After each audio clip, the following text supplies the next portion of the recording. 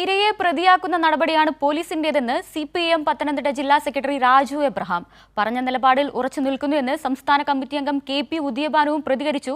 മല്ലപ്പള്ളിയിൽ പ്രതിഷേധിച്ചവർക്കെതിരെ police കേസെടുത്താൽ വിഷയത്തിലായിരുന്നു ഇവരുടെയും പ്രതികരണം. അർജുനായങ്കെ തേടി മല്ലപ്പള്ളിയിൽ അർദ്ധരാത്രിയിൽ പോലീസ് നടത്തിയ പരിശോധനയാണ് പ്രതിഷേധത്തിന് ഇടയാക്കിയത്. നിരപരാധികളുടെ വീട്ടിലാണ് പോലീസ് അർദ്ധരാത്രിയിൽ എത്തിയത്. വിഷയത്തിൽ CPIM ഏരിയ കമ്മിറ്റിയുടെ നേതൃത്വത്തിൽ പോലീസ് സ്റ്റേഷൻ മാർച്ച് നടത്തിയിരുന്നു.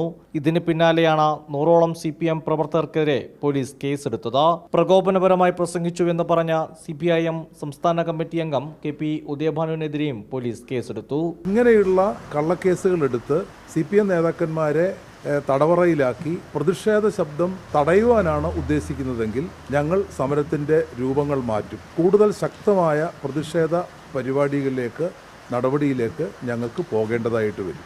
പറഞ്ഞ നിലപാടിൽ ഉറച്ചു നിൽക്കുന്നു എന്ന CPIM സംസ്ഥാന കമ്മിറ്റി അംഗം KP ഉദയഭാനു. അടിയന്തരാവസ്ഥ കാലത്ത് കരുണാകരനായിരുന്നു കേരളത്തിലെ ആഭ്യന്തരമന്ത്രി.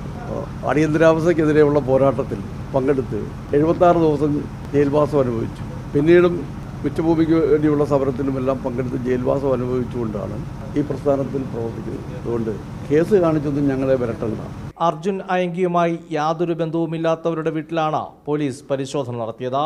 പരിശോധന നടത്തിയ പോലീസ് ഉദ്യോഗസ്ഥർക്കെതിരെ നടപടിയില്ല. എന്നാൽ പ്രതിഷേധിച്ച CPIM പ്രവർത്തകർക്കെതിരെയാണ് പോലീസ് കേസെടുത്തത്. കൈരളി ന്യൂസ്, പത്തനംതിട്ട.